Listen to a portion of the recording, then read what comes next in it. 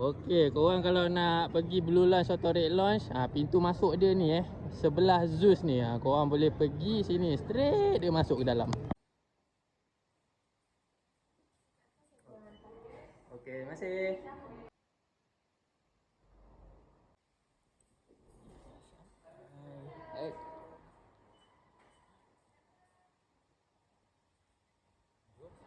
Terima kasih.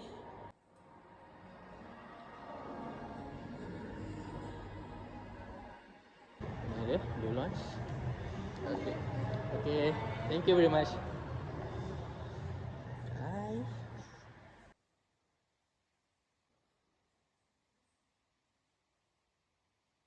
Makanan, dessert apa semua. Ada air orange juice dengan detox. Oh, kopi pun ada ni. Lepas tu sekarang ni, untuk masa sekarang ada ni apa ni? Nasi goreng. Nasi goreng. Ni apa ni? Sayur apa? Sayur campur. Ni ayam merah.